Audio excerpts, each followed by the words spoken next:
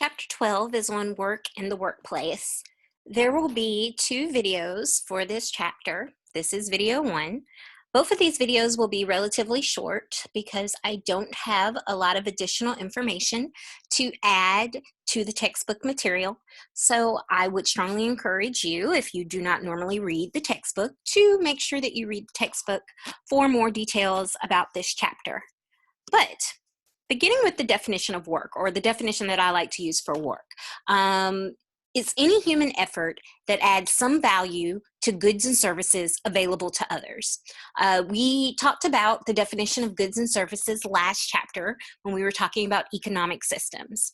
So this could be anything from paid labor in factories and offices, unpaid labor at home, as well as volunteer work that you might do in the community. For me, I think the key part of this definition is that available to others.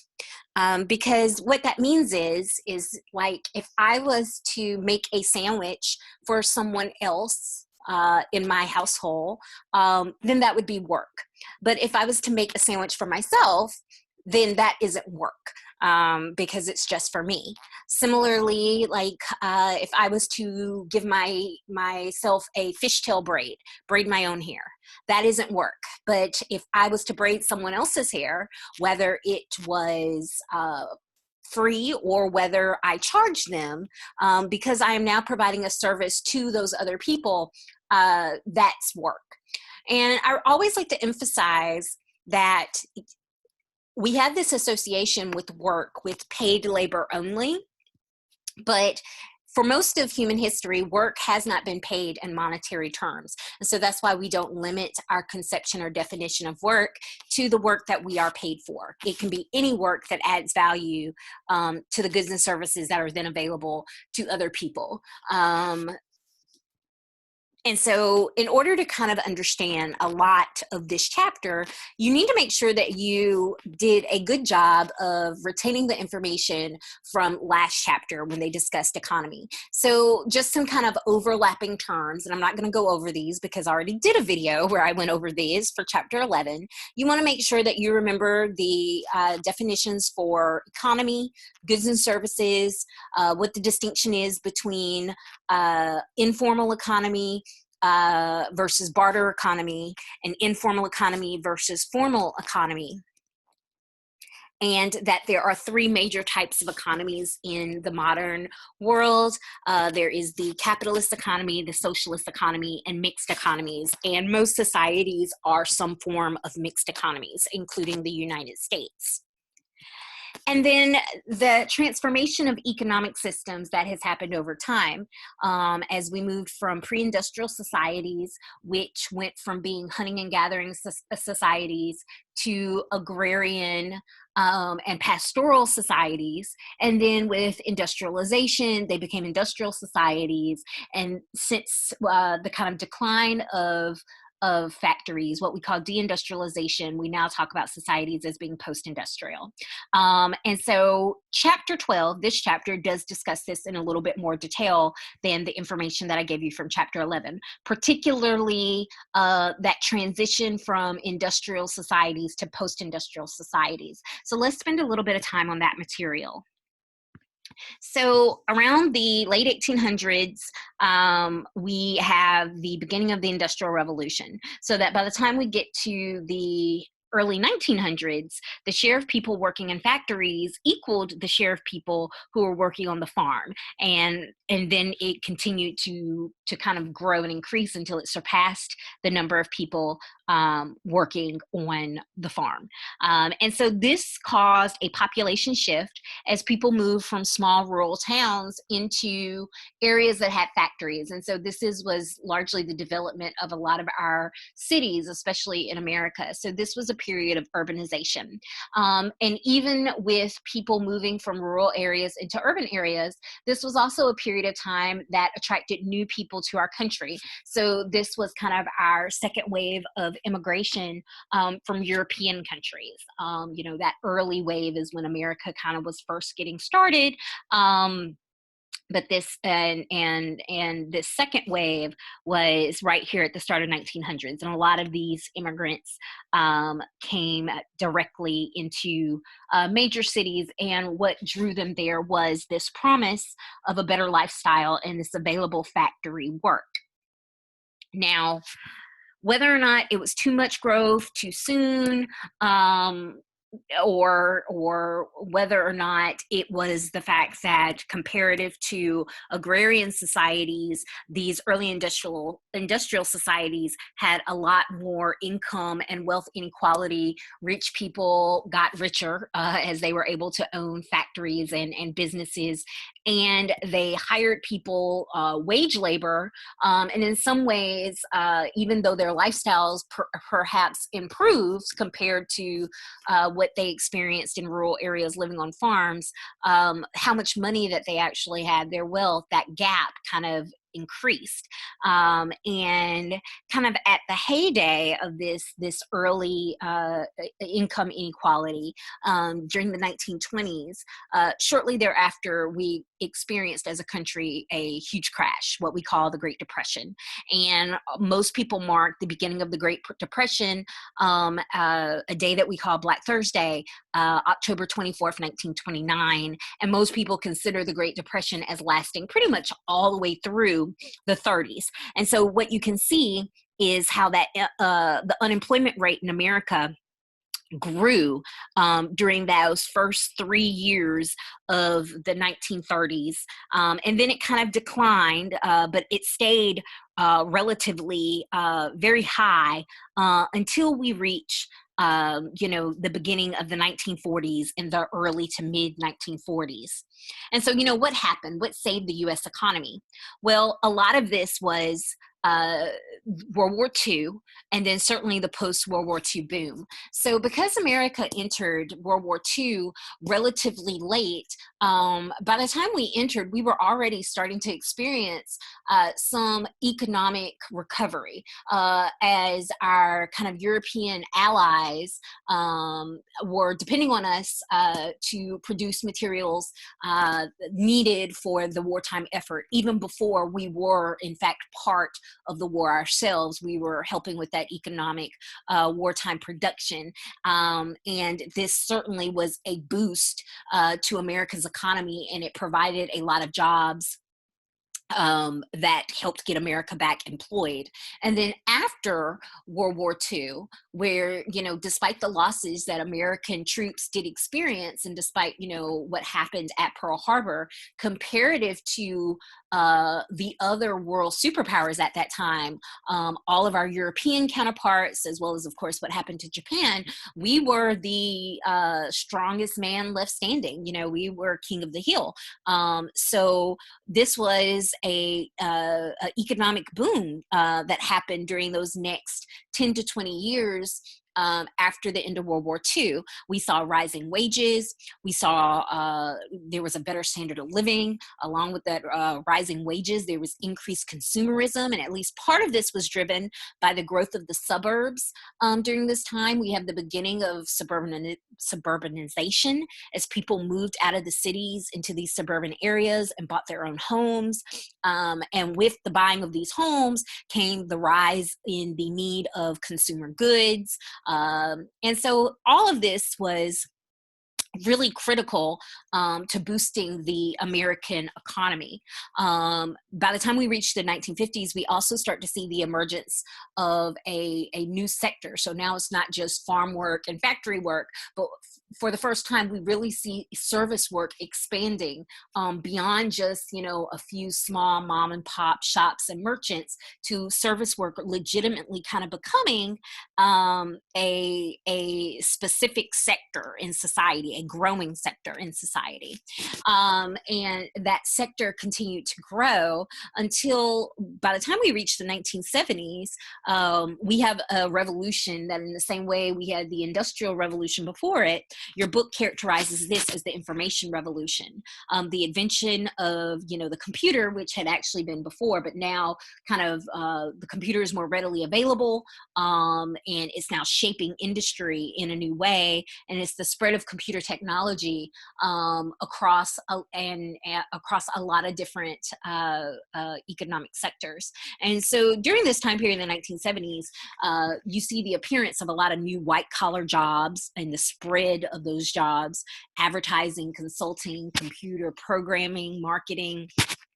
All of these types of jobs started to kind of become more readily available, and you start to see more people going into higher education, post-secondary education, to obtain these new professions and occupations. And so what we see is all across, the world, post-information revolution, for most countries, we never went back to a time where people were either farmers or loggers or miners, the types of jobs that we classify as being part of what we call the primary sector, where people extract or do things with raw goods that come from the earth.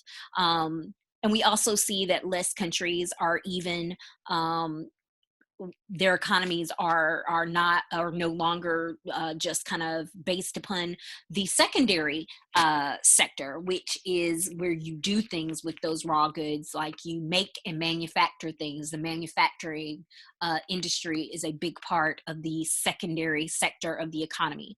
No, what we now have, and what we started to have in the 1970s, which just continued in the 1980s, and is still the case today, is the tertiary sector, right? It's that service sector. And more countries, that is where the bulk of their labor, that is the sector that they work in.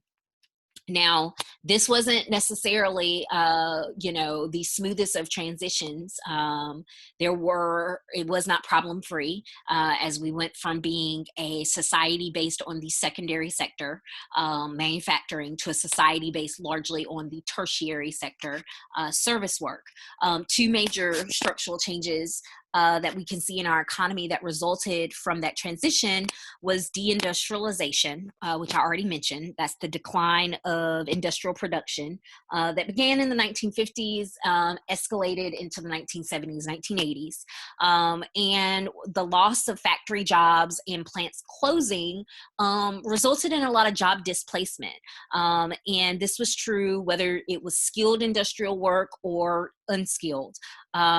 These jobs, especially for people that were unskilled, or jobs that did not require post-secondary education, comparatively, they were higher paid, with very good benefits, particularly retirement benefits, more so than the types of jobs that are currently available to people who don't obtain post-secondary education. And so this continues to be a bit of a problem that places that built themselves up around specific factories, think about the places in the Midwest that were like where the bulk of the people worked, like in the car manufacturing plants and industries. When those types of jobs disappear, the types of jobs that are available to those people, particularly based on their education or lack of post-secondary education, these are not jobs that are compatible to what they were making and the benefits that they did have. So deindustrialization certainly has a lot of negative consequences.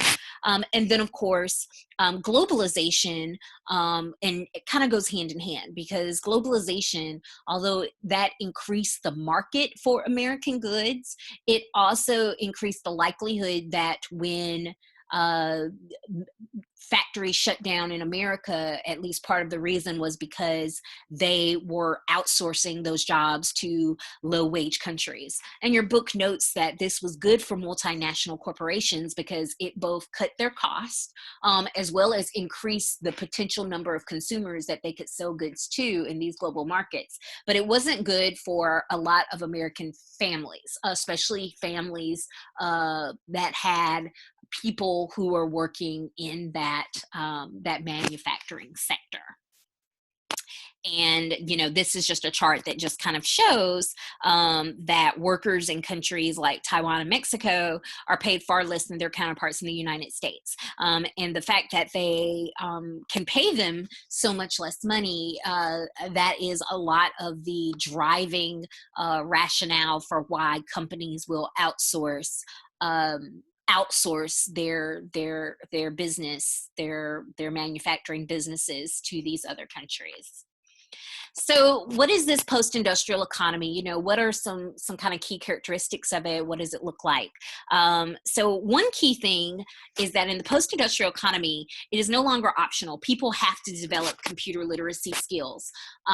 They have to be able to kind of create and manipulate this symbolic information and data. Not just people that work as computer programmers. Pretty much all jobs now have been computerized, whether it's, how you clock in or how you enter clerical information, how you reach out and communicate with other people in the company as well as outside of the company. Pretty much all jobs nowadays require you to have some level of computer skills and knowledge. One potential benefit of the advancements in technology means that it has led to the rise of people being able to work from home part of the time, if not full time. Your book notes that at the time the book was written, 22% of people are spending work time at home during the week.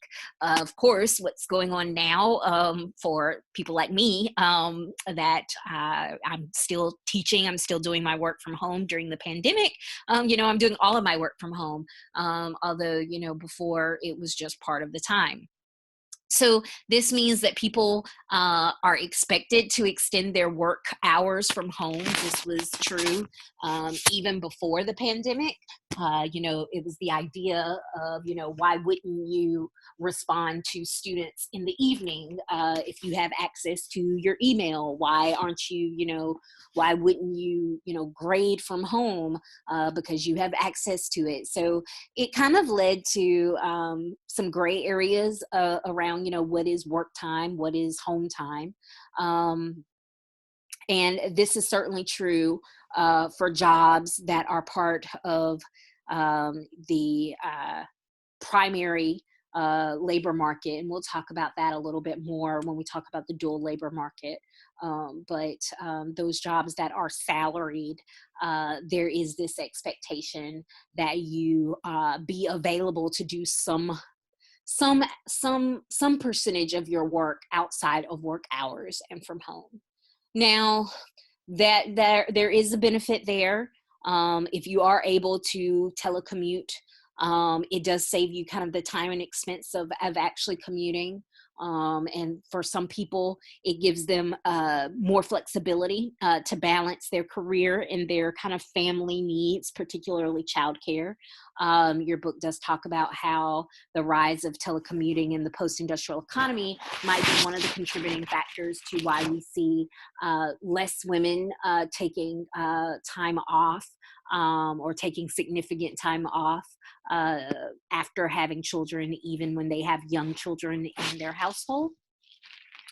But, there is a potential negative here. And so, this question is asking you to consider that, while working at home can allow people with young children to manage both their careers and their family responsibilities, what are some potential problems that you see in holding a job that requires you to work from home? And it might, things to possibly consider is she's kind of holding a baby on her lap while working, is to what extent can you really dedicate yourself to either one of those tasks, your child care / home task, or your work task, when you are trying to kind of juggle both at the same time in the same space. And that's, there is no right or wrong answer there, but I think the big point is to kind of consider that, it isn't all positive, this ability to work from home. And maybe some of us are realizing that as we have been forced to work from home, without any other option in the past couple of weeks. Some other kind of potential negatives that your book mentions is that, workplace supervision. when you're in your workplace and your boss or supervisor can see you, at least for part of the time or part of the day. Um, but uh and that's always been the case, right? That's part of what a manager has always done. But in this kind of new post-industrial society, where we are doing so much of our work on the computer, or we're clocking in, on a computer, there is this kind of uh, supervisors, employers can electronically monitor worker output and behavior. So it's this very like big brother is watching you, always watching you, type of thing, that workers, uh, before this time, before we had these technological innovations, they did not necessarily have to worry about this kind of like round the clock supervision. And then there's also this concern that as our technology has grown more and more advanced, and computers now can make some decisions and they do some tasks without even direct human assistance, is this resulting in a kind of general de-skilling of workers? Because if workers, managers are de-skilled, and computers, we can kind of create computer programs to do some of these jobs, to do this supervision, to check over work or look for errors, and we can create programs to do this. Is this going to threaten jobs down the road? And this has always been a concern with advancing technology and the creation of AI, artificial intelligence. There's this concern that the robots are going to perhaps take some of our jobs, and there's certainly jobs that we can point to, where that has happened to some extent. And so, the kind of final thought about this kind of post-industrial economy is that as new technology is created, improved upon, you're going to see this changing the relationship between people in the workplace. This technology shapes the way that we work, and therefore, as it's changed, how we work, what our work looks like, is going to be changed as well. And of course, this is going to kind of alter the balance of power between employers and employees. And so that is it for video number 1. Video number 2 is going to tackle the problems that we see in kind of, our modern day workplace, post-industrial economy. And so that will be the focus there.